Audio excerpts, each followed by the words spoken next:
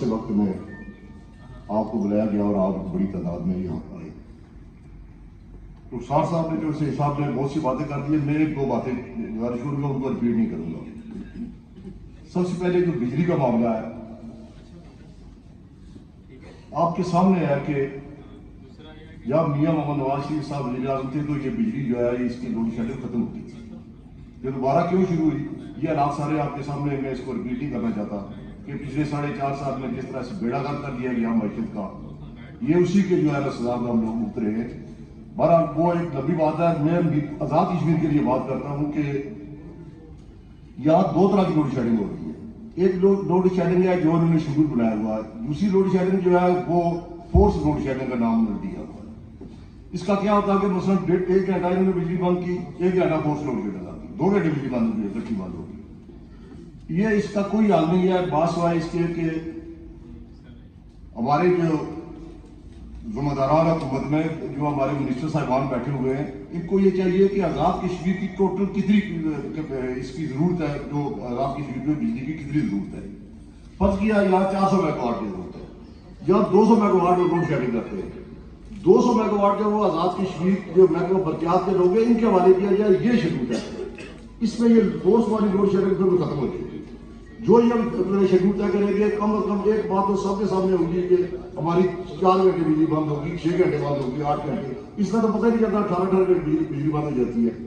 تو اب جب تک یہ نہیں کریں گے, اس سے ہماری جان نہیں چھوٹے گی لوڈ شیڈنگ سے, جب تک بجلی کے سسٹم پیچھے پورا نہیں ہوتا. تو سب سے پہلی بات یہ ہے کہ ان کو آزاد کشمیر کو جو ہے نا جو برقیات کے لوگ ہیں ان کے حوالے کیا جائے, یہ ان کا جو ہے شیڈول مرتب کرے.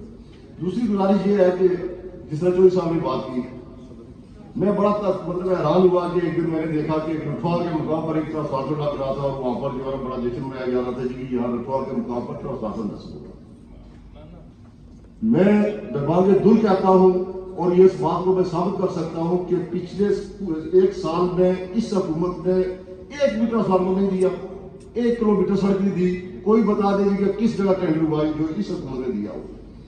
یہ چونکہ الیکشن آ گئے تھے جون میں, جو ہماری بنی ہوئی تھی, جو اسکیمیں بنی ہوئی تھی, مثلا ٹرانسفارمر کے جتنے بھی جو ہے سیکٹر ٹرانسفارمر اس سے پہلے حلقہ نمبر 1, 2, 3 میں جو ہے وہ لگائے گئے, وہی ٹرانسفارمر اب آئے.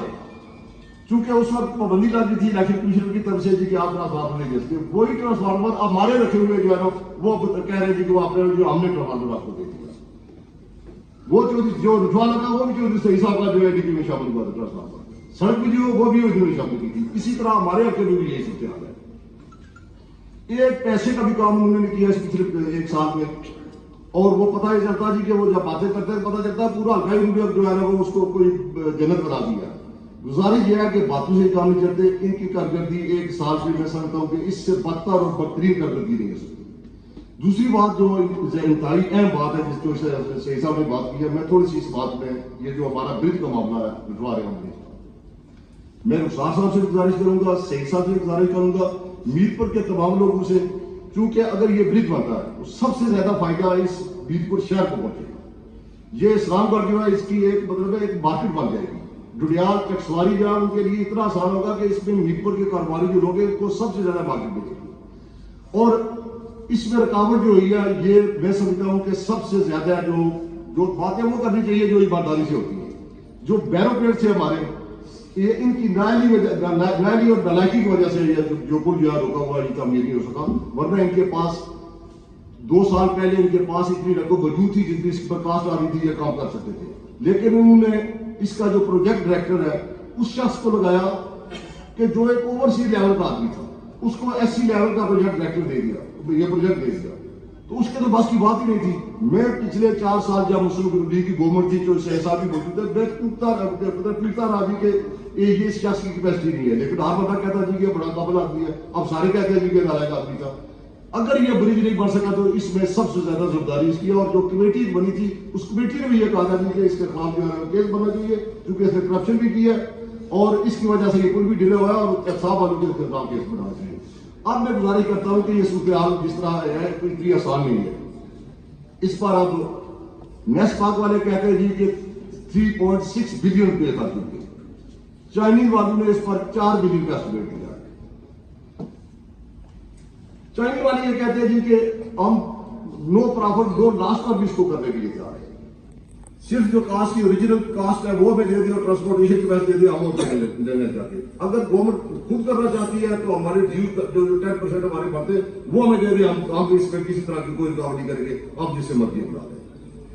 गुजारिश ये है कि ₹1.25 जो है ये गवर्नमेंट हमारे पीडी के पास मौजूद है। 30 करोड़ रुपया इस बजट में रखा गया, 1.5 करोड़ रुपये से क्या होगा, जबकि इसकी कास्ट 3.6 बिलियन आ रही है, वो 10 लाख वाले जो दे रहे हैं, ये फरवरी की कास्ट थी। अब तो मतलब है हमारी करेंसी इतनी डिवाली होती है कि शायद ये अब मतलब है 4 और 5 हज़ार कोई ग्राम पहुंच गई हो। इसके लिए जदोजहद की जरूरत है।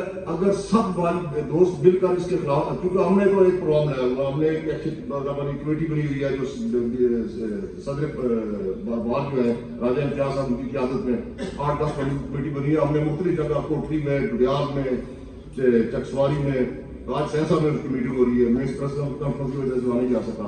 फिर इसी तरह हम इस्लामाबाद में भरपूर किस्म का मुजाहरा करेंगे जिसमें इस पुल के बारे में, और फिर मीरपुर में आकर जो है इसको जब तक मतलब पुल पहिया जाम नहीं करेंगे हम। इसमें एक तो खुशकिस्मती हमारी ये है कि तमाम लोग मीरपुर की जो ताजिर बरादरी है, साफी हजरात है, मीरपुर बार है, सभी लोग जो है इसकी सपोर्ट कर रहे हैं और भरपूर आप पैसा डाल रहे हैं।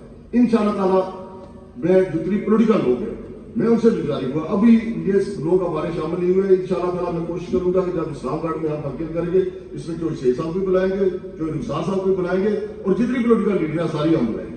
क्या है बात करें जी, ये इस तरह ये पुल जो है ये मतलब मुश्किल बना दिया। ये आप 1.5 करोड़ रुपए से या 1.5 अरब रुपए से ये पुल नहीं बनेगा, इस पर 4-5 हज़ार रुपए कास्ट आएगी। कौन पैसे पर देगा? जब हमारी तरफ से प्रेशर नहीं होगा तो ये तो इसी तरह रहेगा। तो मैं ये गुजारिश में जो स्पेशली जिस पर बात करना चाहता था कि इस सिस्टम में आप सब दोस्तों के ताउन की जरूरत है।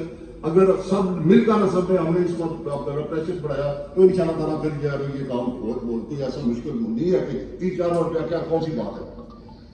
आखिर में मैं तो शाही साहब का शुक्रिया अदा करता हूँ और खासकर जो हमारे प्रेस के दोस्त हैं कि उन्होंने इस पुल को जिस अंदाज से उजागर किया हुआ है, हमारी ताजरान जो तंजीमें बनी है उन्होंने जिस तरह से उजागर किया हुआ है, बाकी सारे दोस्त मैं सबका शुक्रिया भी अदा करता हूँ।